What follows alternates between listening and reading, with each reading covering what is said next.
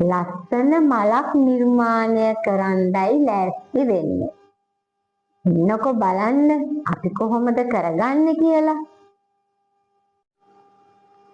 මෙන්න මේ කැරලි නූල් වලින් මෙන්න මේ වගේ ලස්සන මලක් නිර්මාණය කරගන්නයි ලෑස්ති වෙන්නේ.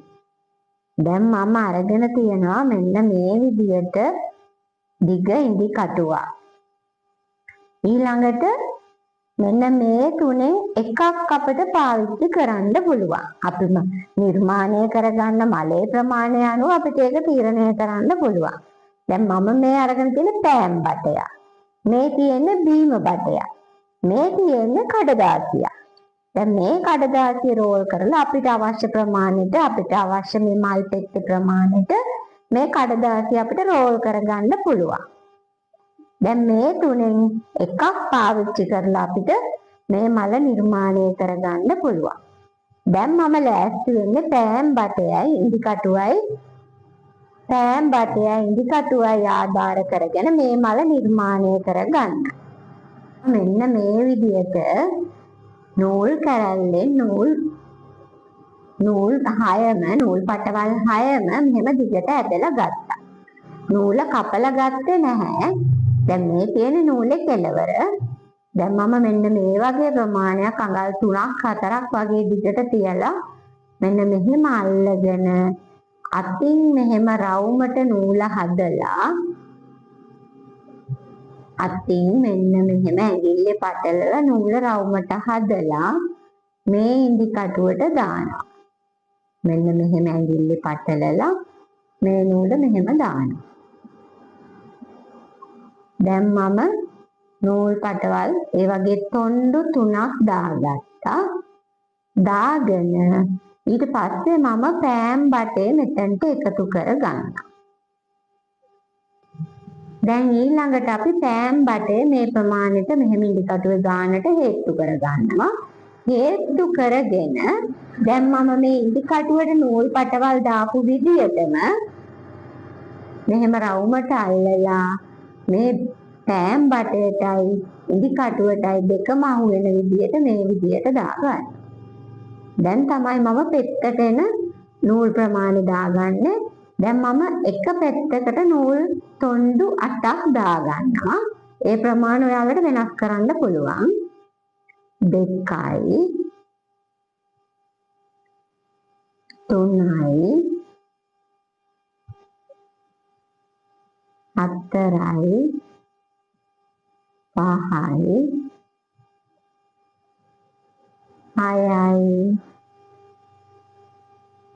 7යි. දැන් ඔන්න මම 8ක් දාගත්තා.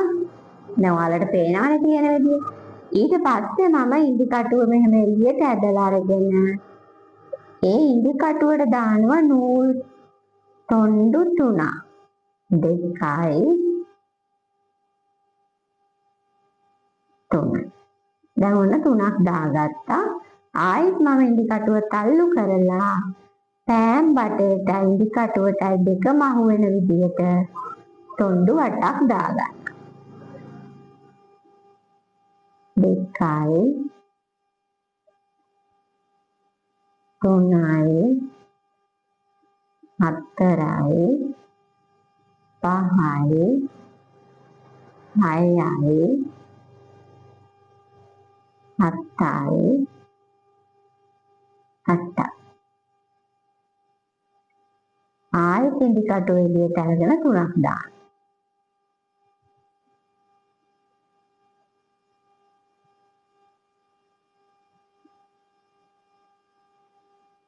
දැන් අපි මෙතන මල් පෙටි දෙකක් හදාගෙන තියෙනවා. දැන් ඔයාලට මෙන්න මේ විදිහට පෙටි 5ක් 6ක් වගේ හිතෙන විදිහට හදා ගන්න පුළුවන්. දැන් මම මේ විදිහටම ඊළඟ පෙටි වලටත් නූල් පටවල් ටික දාගන්නවා.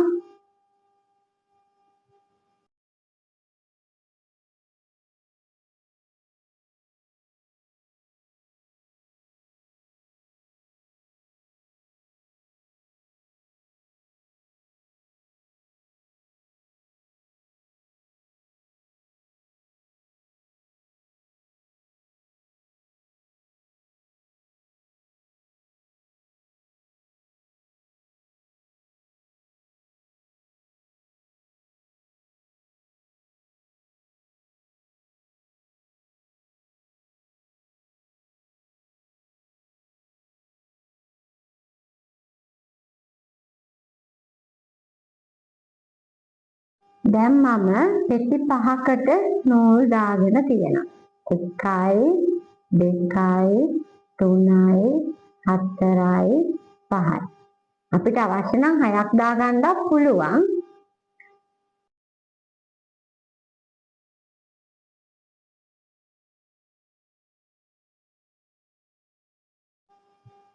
දැන් ඔන්න මම 5කට නූල් තොණ්ඩු දාලා ඊට පස්සේ අවසානයේට ආයි මුල විදියටම නූල් තොණ්ඩු 3ක් දාගත්තා. දැන් තව පෙත්තක් එකතු කරගන්න ඕනේ කියලා හිතෙනවා නම් මෙතනට දාන්න පුළුවන්. මම දාන්නම්කෝ තවත් පෙත්තක්. එතකොට හරියන්නේ. 1යි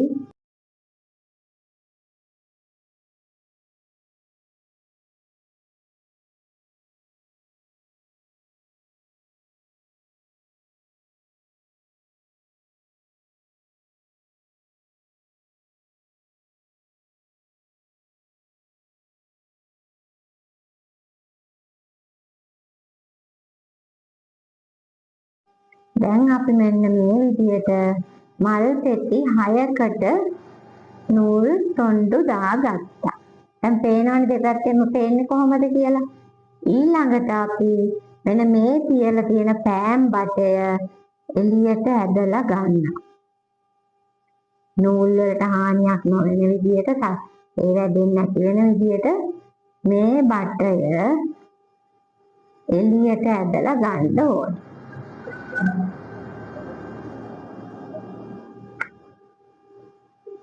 ඇදලා අරගෙන මෙන්න මේ විදියට තියාගෙන මේක මේ පෙති ටික අපි මෙහෙම පහළට අදිනවා.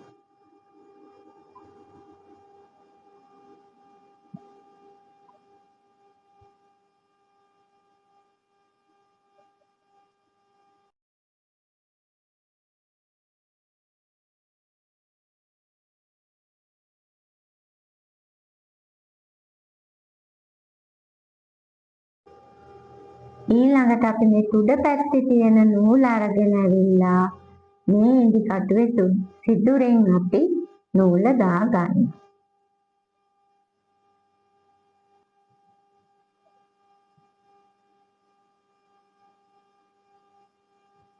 දාලා ඊළඟට අපි මෙන්න මේ විදියට ඇදලා ගන්න.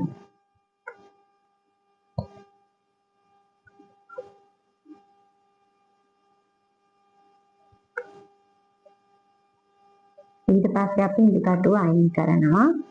අයින් කරලා මෙන්න මේ විදියට මේ නූල ඇදලා අපි මේ මලේ පෙති ටික ලස්සනට අතින් හදා ගන්න.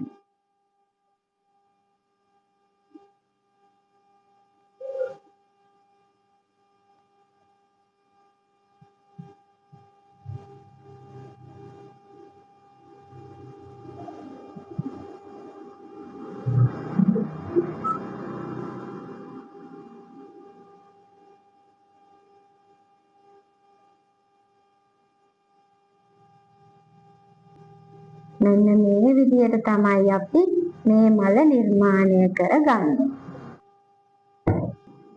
ඊට පස්සේ අපි නූල කපලා මෙතන නූල ගැටයක් දාලා ඊළඟට අපිට පුළුවන් අපි කරන නිර්මාණයට එකතු කරගන්න. දැන් මෙන්න මේ තියෙන්නේ ඒ විදියට නිර්මාණය කරපු තවත් මල් කිහිපයක් තමයි මේ තියෙන්නේ. අපිට ඕන පාටකින් නූල් අරගෙන මේ විදියට නිර්මාණය කරගන්න පුළුවන්.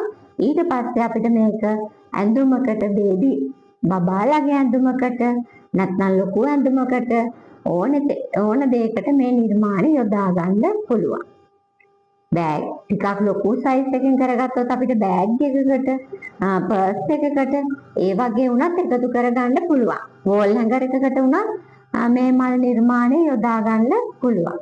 එහෙනම් ඔයාලත් try කරලා බලන්න මේ වගේ මලක් නිර්මාණය කරගෙන ඔයාලගේ ඇඳුම් හැද කරගන්න.